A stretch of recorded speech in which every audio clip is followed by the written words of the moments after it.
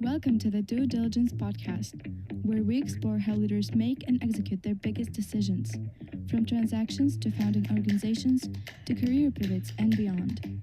This podcast is produced by Sleeping Giant Capital. We connect executive talent and capital to invest in West Michigan businesses.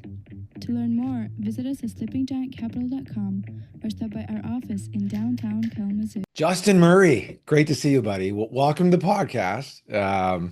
The CEO of SignComp, former CIR in residence or CEO in residence, CIR. We miss having you in the office. Still hold the putting record uh, from our office, but great to see you. How are things, Justin? Great to see you, Derek. I still have I have my own putting mat here now at the new office up in Grand Rapids. Thank you for sending it, and miss you guys as well. So it's interesting full circle here. I think I was hosting at one point, and now I'm back as a guest. So this is exciting times. This is what we hope for. Wait. So Justin was a CEO in residence at Sleeping Giant Capital, the Yeah. very first CEO in residence at Sleeping Giant Capital under our model. And I forgot, you started this podcast. Yeah, well, I mean, we several of us worked on it, me, you, and Doug, and yeah, we had I think I hosted two or three or four of these things, and so that was always we were able to use that studio and get guests in and learn about some other small businesses across Michigan. So I haven't done a whole lot of podcasting since, so it's fun to get back in the chair. What was your motivation for starting the podcast back then? Because you were the driving force. I remember you went to Doug's office and you were really serious about getting it going because we had thrown the idea around a while. What was your motivation back then? Well, I think a lot of it was trying to get our name out there. With me being the first, I think there was a bit of a lack of awareness, and so we were trying to, and we were all pretty well connected within West Michigan, so we had some contacts and wanted to, not only hear their story but share a little bit of what we were trying to build, and yeah, and that way we could post something. I think we were hoping to do it every month or so, and try to build more brand awareness. And now, obviously, that is something that is well built, and you guys are off and running. And congratulations on Fund Two. And so that's probably a little bit behind you, but I think it was a lot of fun to build, and that was part of the exciting thing about being one of the being the first one through, is we were building a lot of things as we were going, and that's what made it so fun and challenging, is when you're the first. And I came from a company where we had 35,000 employees, so there was a person for you know everything you could imagine. There was somebody that was their job, and so coming to an office where there was three or four of us, you had to do a lot of different things, and podcast became one of them. So it was a fun time back in Kalamazoo. Yeah, and it's still going. So Yeah. we're today. I really want to. I talked to Justin the other day, and I said we're gonna tap into all your experience. And you laughed at me like you had a ton of experience. And I said, Justin, you have the most of anybody on our team. You've been through the full circle from leaving a job with 35,000 other employees at a big Fortune 500 to coming to the residency to now being CEO of SignComp for year three, four. Yeah, finish year three in March. So, it's been 2.5 years. 2.5 years as CEO of SignComp. So you're the full journey, Yeah. and we actually have a documentary coming out on you. We were recording you while you were here, and so we have a documentary coming out soon, so people can come see that. But really, let's use today to help others. That's what this podcast has always been about, to inform others of how people will make decisions and when they're doing the diligence, and really I think your journey is going to be super helpful for people to kind of grasp and understand, and your decision points, and really what you've learned so far. I'm going to try and unpack that for our our listeners. So let's give a little backstory, Justin. Why did you originally choose to leave that large company and come join us at Sleeping Giant Capital? What, get your background? I know Yep. you're a super competitive guy. You had a great background, MBA from State, if I remember correctly. Worked at a lot of Fortune 500s. So tell me, Well, yeah, decision to do the ETA or the come to join motivation. us to buy a small business. Yeah, and I saw your original question was why ETA, and I think when I looked at that, I started thinking about it, and I said, I didn't really, I never really thought about ETA. I was thinking more about it, in terms of the actual sleeping giant model, and I think for a few reasons, you know, after reading the books, you could do this yourself, and to me, I think doing it with a team, I think you'll as somebody that was searching, I think you'll find that you'll have more success when you surround yourself with a team because you will challenge one another on your assumptions. You have a broader network when you have three or four other people that are along with you. Backing up, that was when you look at this in terms of there's a lot of different ways to buy a business. I prefer and think the best way is to go about it with a team of people. Um, but backing up even before that, why was there interest? I think a few things. I think the working in a big company, there's some great things I learned a ton, working at three really large companies. So I have nothing but good things to say about my experiences with them. But that being said, at some point you do become one of 35,000. And so um, there's a lot more maybe movement that you would have to do to move up the corporate ladder. So that might mean moving your family several times.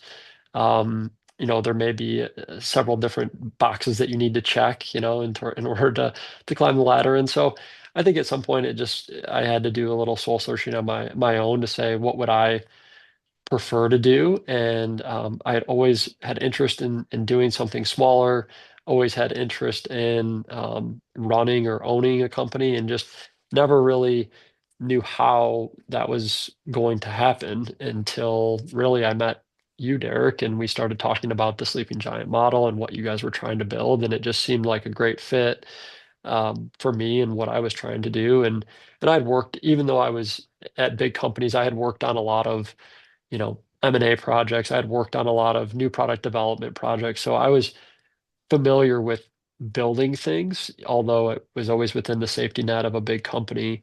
And so that drew me to this opportunity is let's build something, and then obviously have an opportunity to own something and operate something going forward. So there are other things. I won't bore you with all the details, but just other life experiences I think that led me in this direction. But those are kind of some of the high level points. So somebody listening that's in Fortune 500 thinking about taking the leap, what do you think from your experience in the residency and now being CEO, like what are the things they should consider before they take that leap? Well, I Not think that number you know one, now. no, yeah, number one is that you're going to have to be comfortable rolling up your sleeves, and there's no more saying, "Well, that's not my job." I think I learned that at Sleeping Giant right away. I came in and I said, we need to have like a one-page document that says what are you looking for?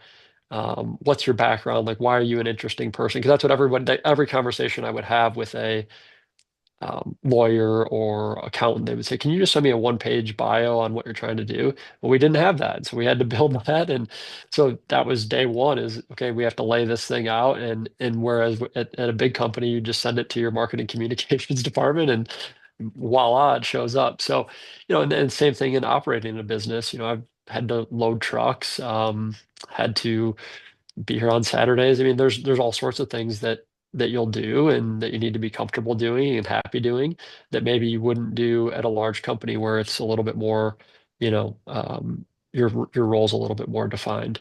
So I think one thing that helped me and is that I worked in a lot of different functions. I worked in finance, marketing, procurement, M&A. I did a lot of those things. And so that's helped because you do have to have a lot of different conversations and need to know a little bit about a lot in my new position as president that maybe you didn't need to when you have more expertise throughout functions. All right. So let's go through the entire journey step by step. Let's start with the residencies program. Okay. And then search. What was your experience in search, and what are some mistakes we made that everybody can learn from, challenges, high points, low points, anything that comes to memory from probably 3 years ago when you started, right? 3 years ago when you started to Yeah.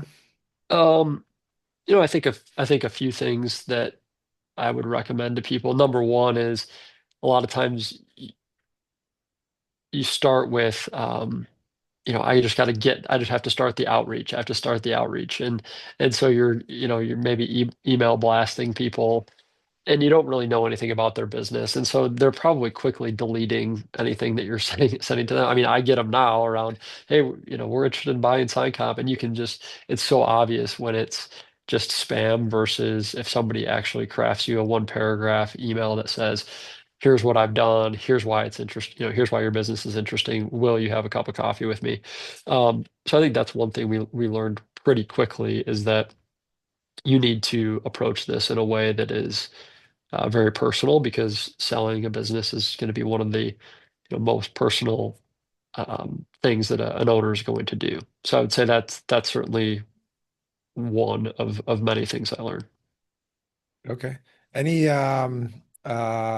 things that you would suggest for someone that's going to join an accelerator program like ours? What would you suggest that they look for in that program, or because you were the first one, we had nothing, so Yeah, yeah. we convinced you to leave Stryker to join an empty office. So talk about anything that you Yeah, think that you should make sure that they're looking for when they join one of these programs. And you could, we got thick skin, so anything that you want to right. bash us I for mean, is good.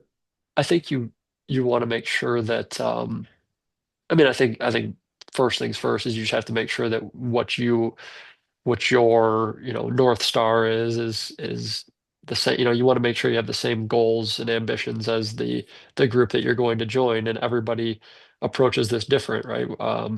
Sleeping Giant is more place-based, and so that to me, I wanted to stay in West Michigan, and that was exciting to me. Others are more national. Others are very much more like want to attack a certain sector. Others have different different time horizons that they're on, and so I think that's probably the first thing is just figuring out what do you want to do? Do you want to hold something long term? Do you want to do this 3 or 4 times and so maybe sell businesses quicker? So I think it really starts with that and just making sure that you're a match because I think once you get in, the things you'd want to be looking for are you going to have support? So and what does that look like? I mean, are they going to be finding deals for you, or are you going to be responsible for that? What kind of financial resources do they have in terms of funding? What kind of advisory resources do they have in terms of coaching you through the negotiation process, or able to bounce ideas off for deal modeling, things like that? So I think all those questions are worth asking. And then the final thing is, what's the financial piece of this for you in terms of everybody's got a different equity model and you want to make sure that it's competitive. So there's a lot to think about, but I would say it really starts with the person, and I think that's where even going through the acquire program with you, Derek, it helps to really figure out some of these. They seem like simple questions. It's like, hey, write down your personal ambition statement, write down what you're interested in. And I think sometimes those sound so simple until you actually start writing them down. You're like, man, this is harder than I thought. And you learn a lot to think about yourself. And so I'd encourage people to do that before you even, you know, start start talking to different firms because those are questions they're probably going to ask you. Why do you want to do this? What are you looking at? And you need to have that, elevator pitch ready to go sooner rather than later. Yeah, very, very good. So let's go into directly to search because you said you made some key tips there, like make it as personalized as possible. The blanket emails are showing up in the thousands now because everybody Yeah. gets a CRM and sends these random emails, and every owner gets 100. Yes. From your search journey, what are some of the challenges or learnings that you had just in the search process that you think, man, this I did this wrong, or we did this wrong, as in, or I Yeah. advised you wrong, and Doug advised you wrong, something that you think when people go into the search, things they should focus on and learn to do well. Well, I think the first thing you need to think about when you get started in this is what is your approach to industry going to be? Um, because when I started, I thought I had worked in two industries. I had worked in consumer packaged goods for Mars Incorporated, and then I had worked in medical devices for Stryker. And so I'm like, well, hey, if I can find an opportunity in one of those two areas, that would be a great fit. But then you start thinking about the other side of it as the owner on the other side, and you would say, well, if I own a consumer goods company, do I want to sell to Justin or do I want to sell to Mars? And you'd say, I'd rather sell to Mars. And similarly with medical devices, do I want to sell it to Justin or would I rather sell it to Stryker? And the answer is pretty obvious. So I think pretty quickly for me, and this is not the same for everybody, um, I pretty quickly pivoted to what am I good at? What skills can I bring to a business? What have I learned that I could help grow a business? And think about it more in terms of the skills I can apply versus the industry that I will apply it to. And that's how I ended up in the sign industry is, our company, SignComp, has a fantastic brand, but I don't think we knew what the brand stood for in terms of like actually going through a brand audit and trying to think through exactly what the purpose of the brand is. So we did that. Our website was 25 years old, so we redid that. We didn't have a CRM. Our sales force was not structured in a way where it was not done by region. It was just done out of the office, and you could kind of go wherever. So those were things that I knew how to do, and we've been able to implement them and grow because of that.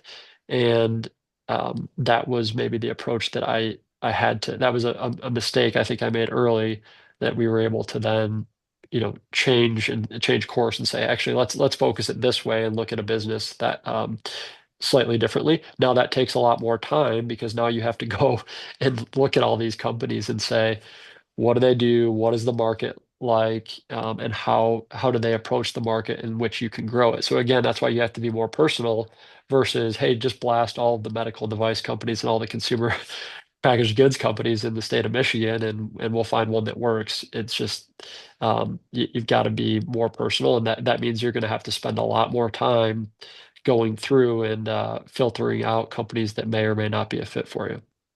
Yeah. So, well, yeah, let's talk about that. I think we visited a lot of companies. I went on a lot of tours with you. It's been a while. I don't remember them all, but how did you come to the terms that, I think SignComp is a great fit for me relative to all the other ones. And I think this is going to be the match. Like that's hard to do. Most people say, like, is this the one? Is this not the one? How did you Yeah. come to that conclusion in your search? Um, And were you I right? mean, yeah, yeah. No, it's a good question. I mean, I think, um, yeah, it's a good question. I think probably the way to think about it is there's a little bit about what's the baseline of the company, and then there's how much risk are you taking to grow the company, and what's the downside risk. And I think so that's an aspect of it. There's fit and then there's risk. And I think those are the two things you have to weigh against. So I think for me, this was a great fit. And then if you looked at the risk of the company and the thesis we had for it, it's like, all right, the upside is pretty good. The downside, this has been a very stable, strong company for many years. So I think that's really how I would think about it is fit versus risk of fit. Because there are other companies where it's like, oh man, this is a great fit, but man, there was, EBITDA was lower than we liked. There was it's an industry that was a little bit, very much more capital intensive. So there's a lot of risk in terms of the capital cycle. So I think you have to think about these things both ways because that will really, at the end of the day, when you step into the company, yes, the fit is important and how you're going to grow it is important. But you also need to be thinking about, the overall fundamentals of that business and how strong it is. Because there's some things that you can't fix. Yeah. What about let's talk about building a relationship with the owner, deal making, and through the deal stages. I Yeah. think I think we all learned some really key things from you. It's always hard getting first to an agreed upon deal with an owner. No different in your case, and also getting through the deal stages to close. I think probably more than anything, we learned a lot from you from a couple of the deals. But what are your suggestions from once you have reached a good fit, you see a company you like progressing to A, negotiations, then through the deal. So let's start with building the relationship negotiations that you have, and then maybe through the deal. So I think on the negotiation side, the first thing, and this leads to, I'll talk about this throughout the deal, but I think the first thing you want to think through is the motivation of the seller and what is important to them, because you need to then tailor the deal structure according to their motivations. So what do I mean by that? Well, there's only really a few things you can change in the deal, and that is the cash, that is the seller note, that is an earnout. Um, those are really the three levers that you can pull. And so you need to really understand, what do they want? Like, what is their motivation to get out? Are they, do they need all cash? Do they want to stay on? Do they feel like this company can be, 5 times the size? You'll hear some of these things, and based on what you're hearing is how you should tailor your offer. And so I think that's the first thing, is you need to listen and understand where they are, where they think the company can go, and where they personally want to um, end up, whether that be how much longer do they want to work, or, are they planning to sell and move to Florida, or what have you. So you need to know that early, because that will help you with the offer, and making sure that you are listening to them and hitting on the things that are most important. So that's how I would frame the negotiation phase. Yeah. Once you're past negotiation, then I think it's really, you don't need to be best friends with this person, but you do need to meet with them frequently, and again, understand the people that are in the company. You need to understand, what do they want to do? What is their family like? You need to understand, where is this all going? Because the last thing you want is, if you haven't had those conversations and then you're 2 weeks away or 2 days away, and they say, "Oh, you know what? I just talked to my wife and she's saying there's no way I can sell because I've got nothing to do," and so on and so forth. And so, you know what? I'm not going to do this. And it has nothing to do with you. It has nothing to do with the purchase price, but it has everything to do with talking to their family and figuring out if now is the right time and if you're the right fit. And so you need to get that on the table a little bit earlier. Maybe say, "Hey, can I take you and your wife out for dinner?" And just, not that you have to get into all this, but you'll start to see and hear things, and then you'll see if it looks like you've got a high likelihood to close, or if you've got some red flags that you need to talk through. Yeah.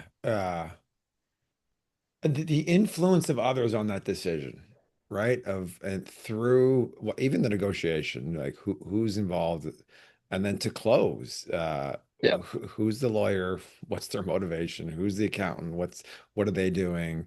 So remember, they had a pretty good accountant on yours too, right? On the other side, and then the wife, the family, anybody else involved in the company. Those are really key influences that the owner may or may not disclose a lot of things to those people until they're far along, and then all of a sudden they do, and it flips the apple cart at the end, right? So, right. um, yeah, I mean, and so how frequently would you think? So let's say it closes 90 days that you think you met with the seller. Do you remember? I think we had a phone call. We did a weekly phone call. I think we just did it like Friday mornings, and a lot of times it was only 10-15 minutes. That was just you and But the seller, right? Like nobody yeah, else, because you had your weekly diligence call. We do that, and then you just had a weekly separate phone yes, call with the owner to discuss like how are things going in diligence? Is everything good? Are you okay?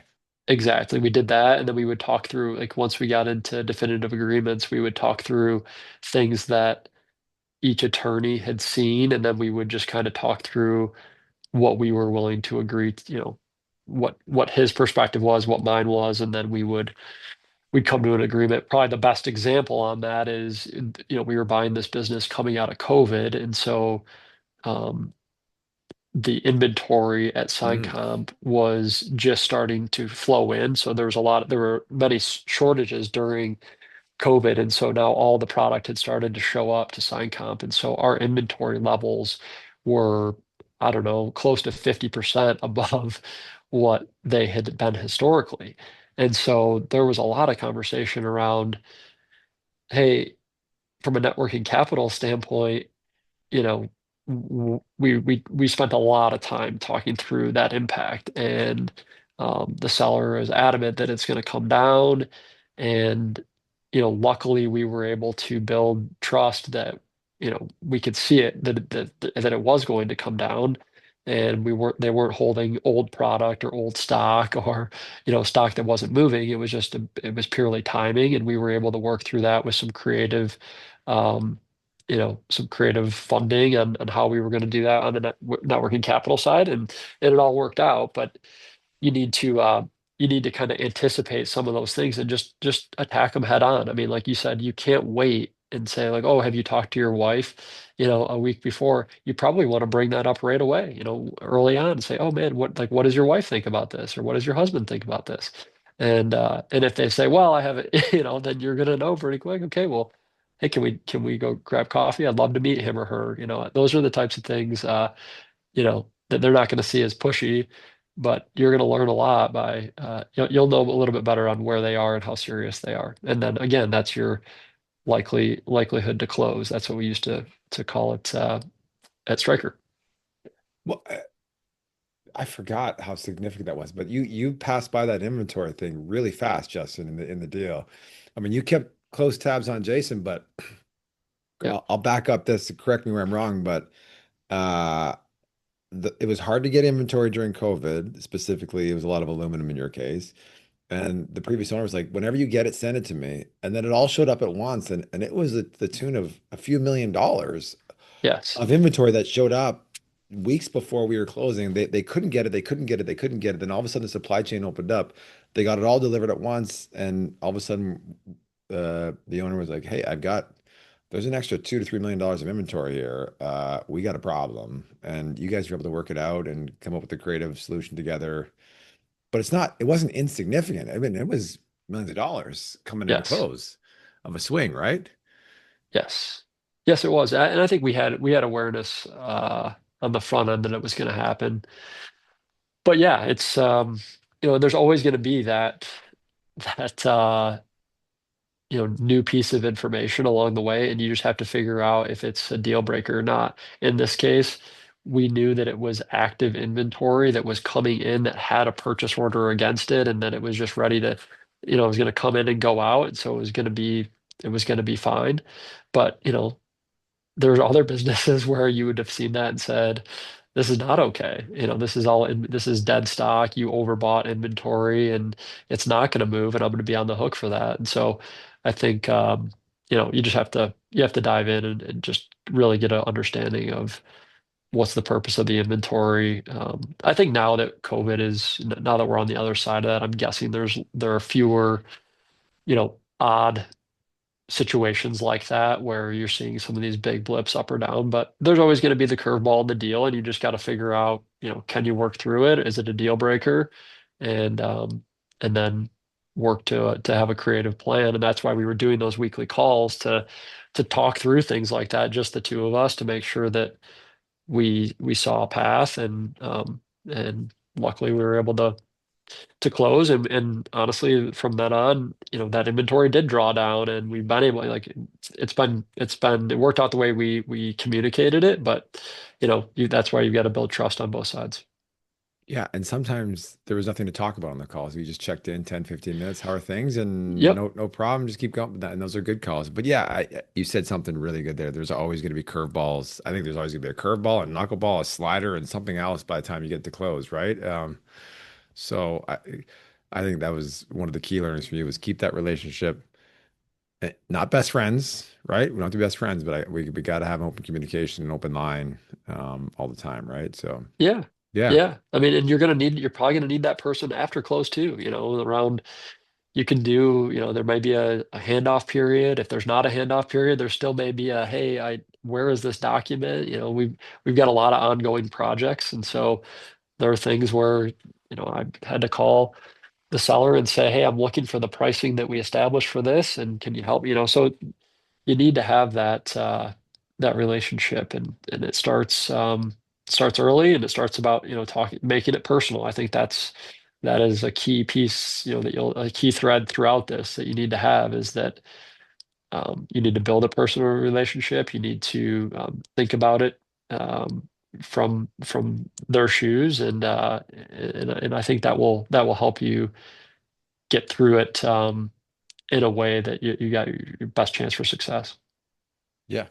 Okay, now let's go to transition. You're walking. Oh, actually, we have your. This is going to be in the premiere. I think you're walking in the first Okay. day. I think we actually recorded it, which you'll probably say don't have a camera right up to the first day with you. I remember you went to the bank and then you walked in. But so let's just go through a higher level, like transition as you come in as a new CEO, what you learned, what advice you give to people, tips for the person that's walking in that first day as acquiring a company. What would you think you learned from your transition from searcher in an accelerator like Sleeping Giant Capital to CEO? Yeah, well, I think that's when the hard work starts, is once you step in day one. And I think during the search process, you control a lot of those things, right? You're basically a single employee, right? You're just responsible for yourself and your search. And then day one, you come and in our case, we have about 40 employees. And so you're addressing all of those employees on day one and telling them, you know, whatever you need to tell them. In my case, it was very positive. It was, everyone's keeping their job. We're very excited about the future. And, I really would recommend everybody to keep it pretty short, because in our case, this was not a sale that was communicated ahead of time. And so you're going to have some people that have questions. You're going to have some people that are surprised in a good way, some that are surprised in a bad way.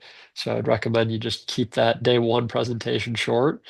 And then from then on, I met with every employee individually, and learned more about what they do at the company, and shared with them where I thought we could take the company, and tried to show them, the vision for the future. So that is your number one goal in those first 30 days, is to build trust with the team, and to share a vision that hopefully is more exciting than the vision they've been under currently, right? You want to show, hey, this is going to be good for you. It's going to be good for your career, and here's why. And so that's the first 30 days. It's a total whirlwind. I think I traveled, probably 5 out of the first 6 weeks, but I was also here part of that time trying to meet with employees. So it's a very hectic first 2 months, regardless of the situation. Even if if they're like, hey, this is great, it's still, it's a lot for you to learn, making sure that you start to know all the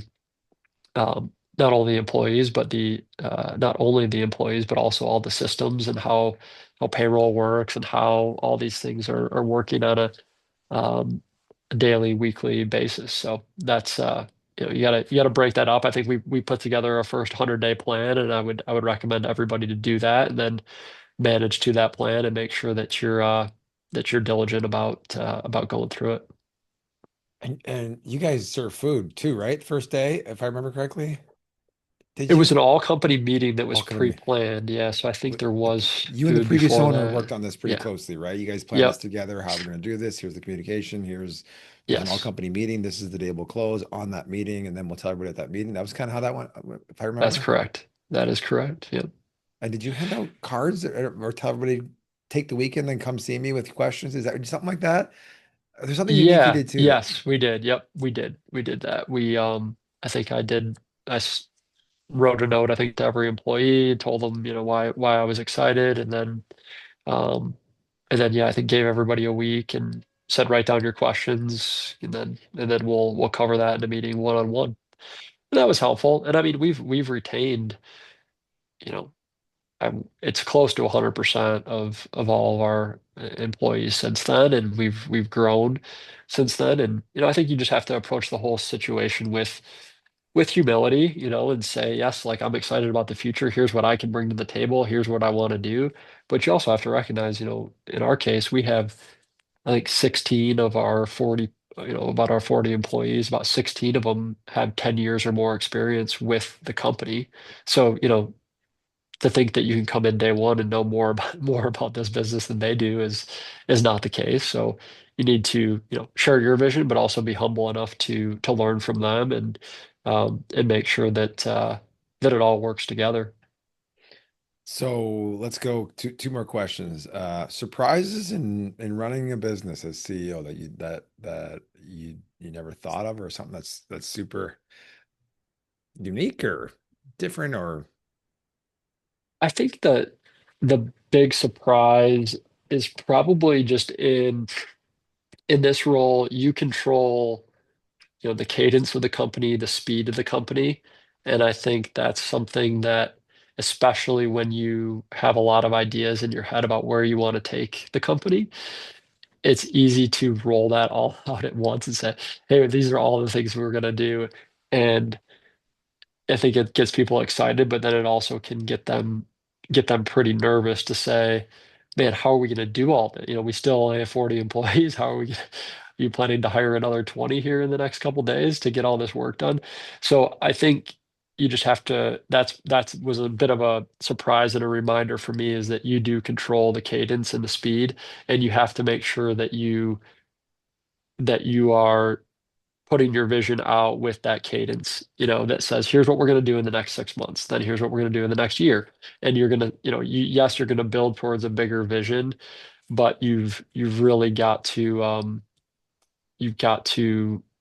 put some methodology around that and making sure that you're not going too fast, because all of a sudden, you'll find good employees that are feeling like they're getting burnt out. And then, once yes, you want to move fast, but then you also need to have some patience to make sure that these, these investments actually have some time to sort themselves out. So these are things that I've learned, I think, because I have a lot of ideas and I want to move fast. And so those are things that I just need to remind myself of. I think, Matt on our board was telling me, he's like, hey, just remember that growth, revenue growth is a lagging indicator of all the things you're doing. And I think it's easy in my chair to look at that revenue number and go, okay, is it up or down? Like that is the scorecard. And you got to remember, everything that you're doing behind the scenes takes time to build and takes time for customers to see it and engage with it until then it actually turns into revenue. So there's a lot of things there, I guess, as a surprise. Is just you just really have to think through that cadence, speed, and having some patience there. yeah. So, and you said something I'm going to circle back on. You were traveled 5 of the first 6 weeks. You still actively travel. I think I call you a bunch of times. You're like, I'm in Green Bay. I'm in, Yeah. Dallas. I'm in Orlando. Why are you traveling so much? Or why, at least initially? Yeah. Well, to start, to me, it's important to understand your customers and to really, hear it from them on how you're doing and how you're performing. It's also important to me to see how our sales force sells things and to understand their approach and see, is this a consultative sale? Is this like how do we show up to customers? So that's really most of the travel is seeing different shop, seeing different size sign shops, seeing different markets. We sell a lot through distribution. So how do different distributors look? So to me, um, you can obviously listen and learn from your team, but there's also an aspect of you got to get out there and actually see it for yourself. And I think that's helped me learn, how we can be better here. It's helped me learn, what we do well, and then also um, where we can uh, where we can make some improvements. Okay. Yeah. So I've been trying to tone back the travel. I don't travel as much now, um, but I still think it's an important part of, I think the CEO of the company should be the most, outward facing voice. And so, people need to see you. They need to know that, that customer service and customers are, the most important part of the overall, SignComp business. And so that's really why I do it. Yeah. Okay. So let's go for a couple tips here. How do you think an individual that is never owned and operated a small business for should prepare? What are some things they should do?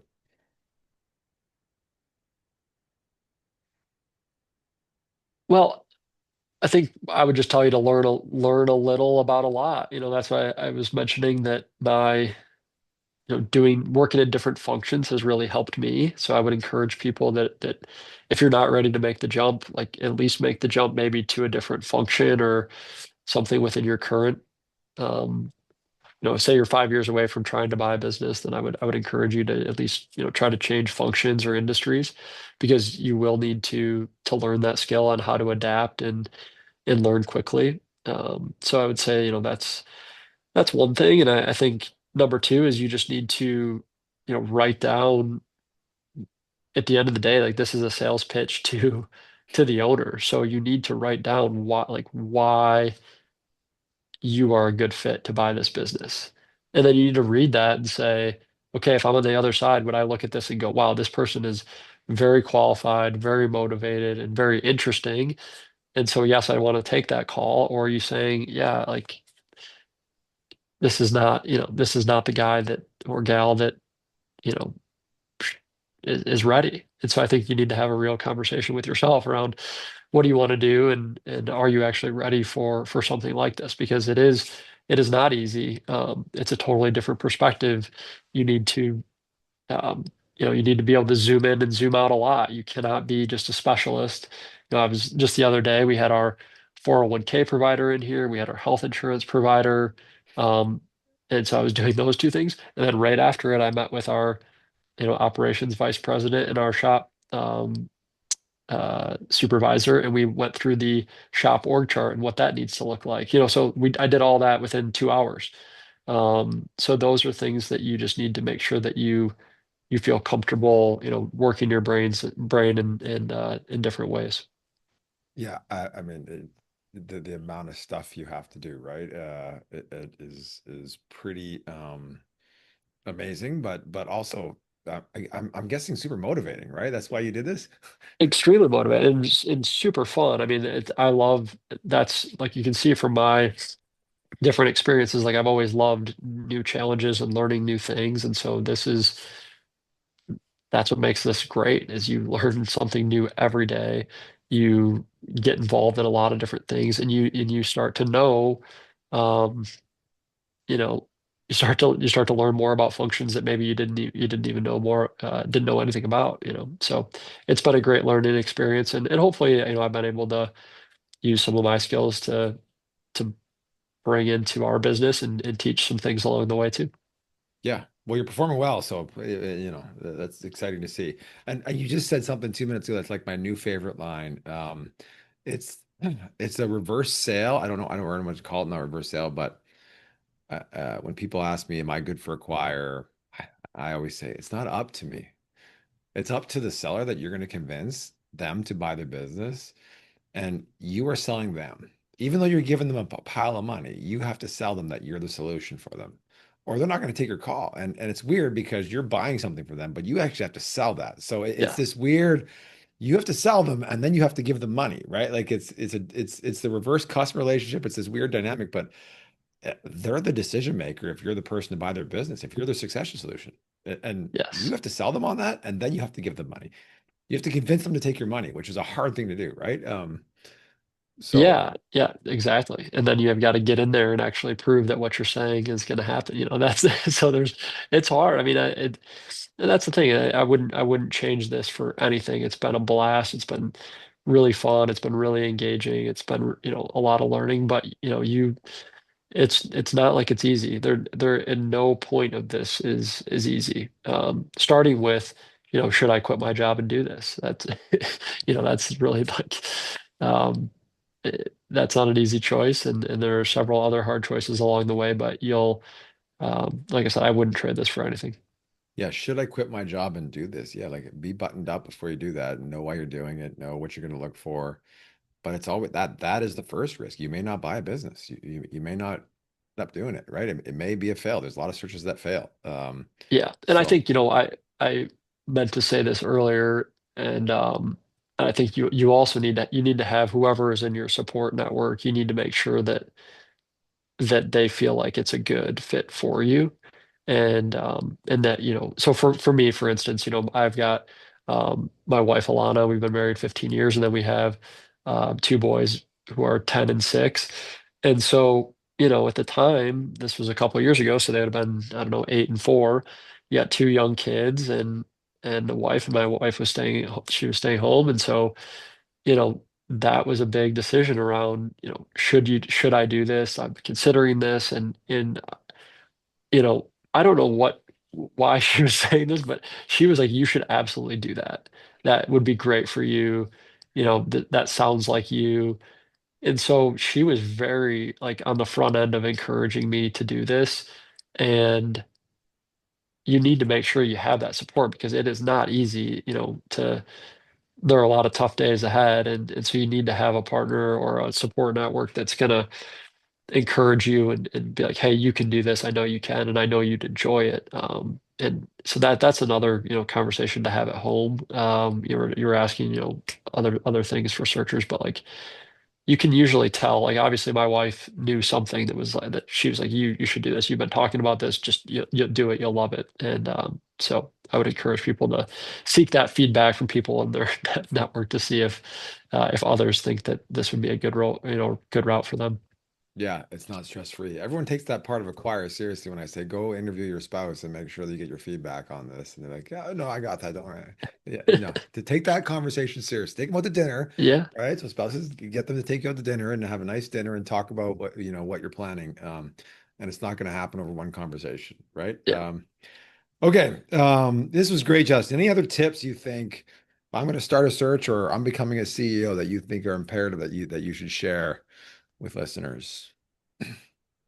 Either bucket, being a CEO for the first time and or you're planning to leave corporate America and do a search full time. I think just the last thing would just be the networking piece of all this. And I think, that's another reason why I think Sleeping Giant was good for me is the networking component here. Like I've gotten able to meet people that Derek, that Doug knows, and vice versa.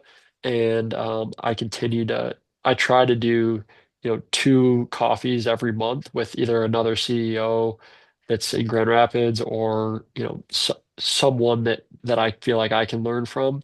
And I think having that network, you need that throughout the entire process. So early on, there was a lot of meetings with bankers, lawyers, attorneys, um, accountants, all these folks that have relationships with sellers.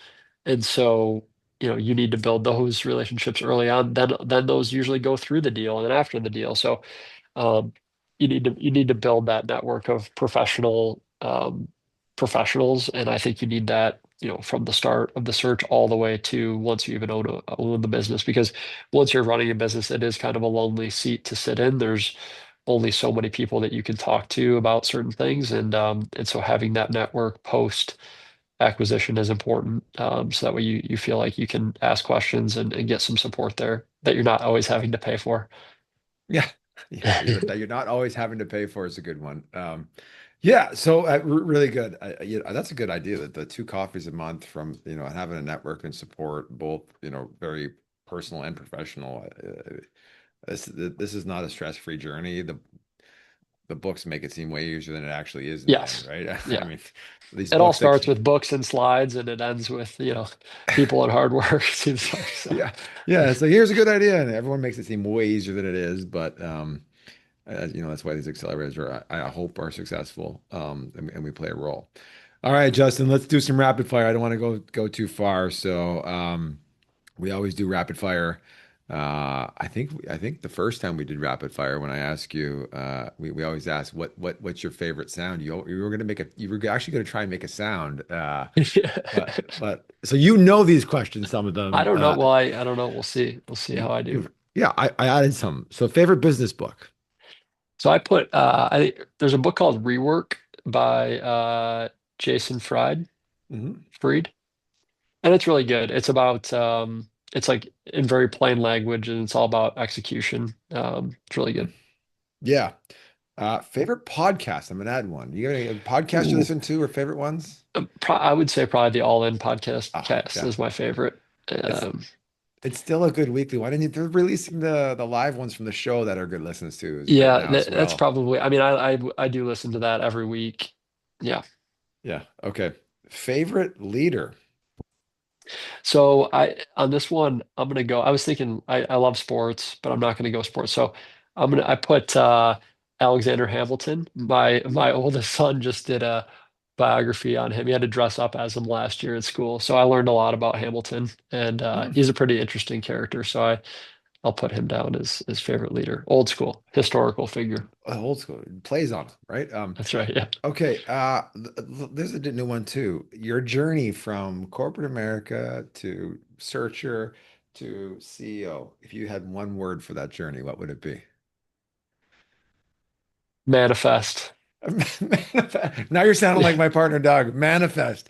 Yeah. Yeah, I, empower. Like you're responsible for it. You can manifest. You can make it happen, right? you Yeah. can make it happen. Yep, absolutely. I think that's the key. That, you gotta have a goal, have a big idea, and try to knock it down. So there's a lot of Doug and I would talk about that a lot. You gotta manifest it into happening. Yeah. So now when I post this on LinkedIn, I'm just going to put one big hashtag manifest and then an exclamation mark. Um, okay. What animal represents your leadership style, Justin? Oh, so There's this one one animal. I've got. So I just got to go with I've got to go with Lion because of the Detroit Lions, and Oh, it's now on to football season. So that's I'm so excited about the future there. But I that's love. he's also Dan Campbell's been. There's actually a great article on him recently about talking about day one speeches and things like that. There's a great article about the speech that he gave on his first day and how that really it was a surprising speech for everybody that knows it, and but it really accelerated the change in the culture that they needed. So that would be I'm going to go Lion, but people should read that article. It's really good. Yeah, I think Lion good, go Lions. Obviously, but the fit, I think that's a great example of like you have to find a company that fits who you are. You said your skills, what you can apply, how you can help a company grow. Does this match for me? Like Dan Campbell in Detroit, like he is Detroit's face, and like that is such a good fit for him. Yes. So it just makes sense, right? Like you kind of feel this is the company, it makes sense. You got a lot of marketing and branding in your thing, but it's also a lot of work you need to do that you could apply your skills to. So yeah, really, really good. If there was a sound, this wasn't on my list. If there's a sound, or what's your favorite sound, or a sound that represents Justin? I got to go back and listen to the old podcast, see if you give the same I sound. I think forget what you said before. well, we love going to Mackinac Island, so I think the horses at night, the Mm, clip clop of the horses on a really quiet night, that's I I think think you like said we that we last time. I think I probably did. Yeah. That's probably one since I was a little kid that and I think a lot of what we talked about what like hard work, stressful, all these things, and so that's having some time like that with your family where it's just nice and peaceful is important. Yeah. I still haven't made it there. I got to go. Execution or ideas, Justin? After learning all this, what you only get one. Well, from in my new job, it's ideas, and then but the execution's critically important. But right now it's been for me, it's about dreaming and it's about reinventing things here. Um, so I'm gonna go with ideas for now, although knowing execution is also important. Courage or compassion, Justin? Courage. Courage. Okay. All right. Fair enough. Hey, Justin, thank you so much. CEO of SignComp, first actual searcher with Sleeping Giant Capital, been at the CEO helm for almost 3 years now. I have the privilege of serving on your board. I have the privilege of watching you along this journey. It's been so inspiring. We got a movie premiere coming out, or a Justin documentary that was done 3 years ago. I don't know what's taken Doug so long to get this thing out, but yeah. Final thoughts from Justin Murray, one of the first. We'll always have that recognition. Final thoughts for listeners, besides for Go Lions. Final thought would just be, there are plenty of opportunities to do it. If you want this to be your path, you can make it happen. Like we said, you can manifest it into making it happen. But I would just say, do the right preparations, make sure it's for you, and make sure you really know what you want to do, because you're going to get those questions quickly, and it's the better answer you can provide, the better off you will be. So, I think just doing the early work will help in the long term. Doing the early work will help in the long term, in the preparation. Make sure you're prepared. Good advice, Justin. Hey, thank you so much for joining us, Justin. This was awesome. Much appreciated. A lot of good tips in here for our listeners. I appreciate you taking the time out of your busy schedule to give us an hour and help educate everyone. Appreciate you, Justin. Absolutely. Great to see you.